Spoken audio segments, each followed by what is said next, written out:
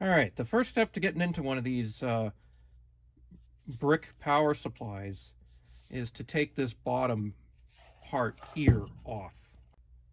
The way this is done is to go around the edge here with like an X-Acto knife or something similar. And I haven't been able to do it without breaking the tabs that are present. There's, I think, 2 tabs at least on some of these. Inevitably they get broken, and there's posts in here that go from the bottom down into the epoxy. Inevitably they have to get snapped too. Okay, as far as I can tell, this is not ever meant to be opened.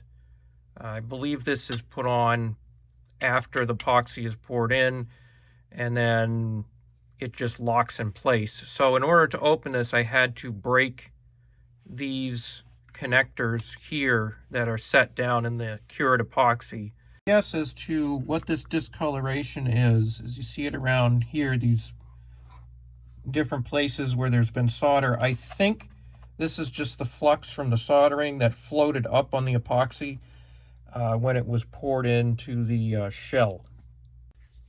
Okay, and the next thing is you want to separate the epoxy from the outside of the casing. And you want to break that adhesion, and you can hear there's kind of a crackly sound. And one way to do that is you could use, for example, this putty knife and then work this down in there and break the adhesion that way, and do that all around as much as you can. And it's important, I think, to make sure whenever possible that the screwdriver or the putty knife or whatever you're using goes down to what in this case is the top, and do that all the way around.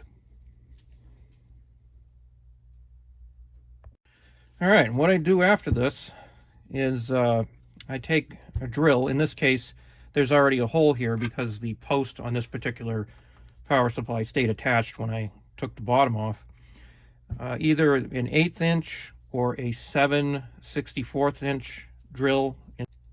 Cut this down and then drill down until I stop seeing the black plastic come out. You don't want to just drill anywhere or drill too deep, because there could be things in here you might hit. After that, you're left with a hole that's about an 1/8 inch in diameter, and here I have just a screw, and then I thread the screw into the epoxy. The epoxy will probably make a cracking sound. If the hole isn't big enough, it'll probably split the epoxy. But with the hole being about 1/8 of an inch, in this case, I was able to put it in with minimal cracking, and it held together and the epoxy held the screw. And this screw is what's going to go into a vise. You could use 2 screws. If we took this post out here and drilled down as far as the post goes, then we could have 2 screws. In the case here, I just put 1 in. And then this, when it's put into a vise, is going to allow you to hold this brick of epoxy, which is something there's really no way to do otherwise that I can find out. And then once you break all that adhesion and you hold this in, then you can tap the top off. Okay, now tap, tap, tap. Tap, tap, tap over here, and I'm pulling on it.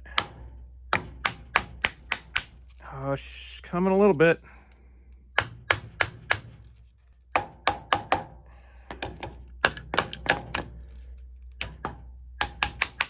All right.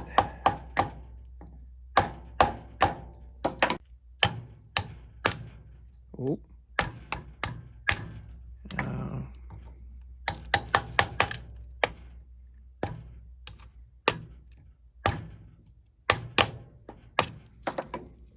If I can just pull at this point and hopefully not go flying backwards.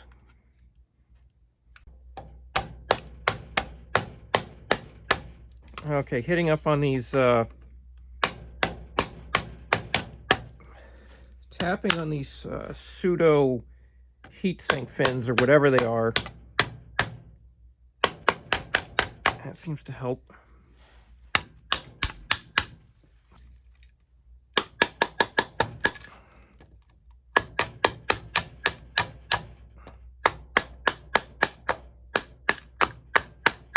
Oh, All right. Now,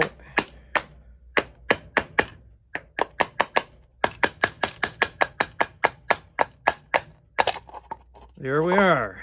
There's a few leftover pieces inside. At some point, possibly during tapping and possibly when I was prying on the side, I did cause a tiny split right here at one corner. I'm fairly confident that can be repaired and made invisible if I ever use this for something. And here's a view of the inside of the case. You can see there are some little tabs in there that the epoxy does bond to. But that's, at least with this type of power supply that's fairly common in the United States and probably Canada, this seems to be what you're facing on the inside. Okay, so moment of truth. Let's plug this in and see if it's at least as functional as it was when I took it apart. 5.122123.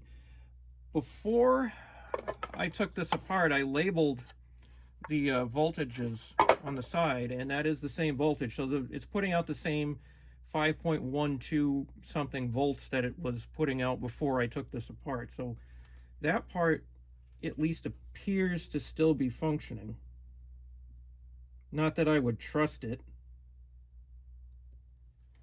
In my limited experience, you know, if you buy a 5-volt regulator, it puts out like 4.99 volts or something, or 5.001 volts. Maybe these were built differently. All right, now let's try the AC.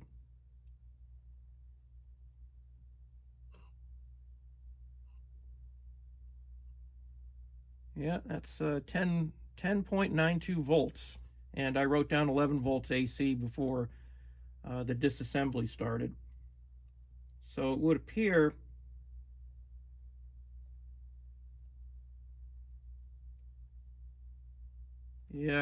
that survived the disassembly.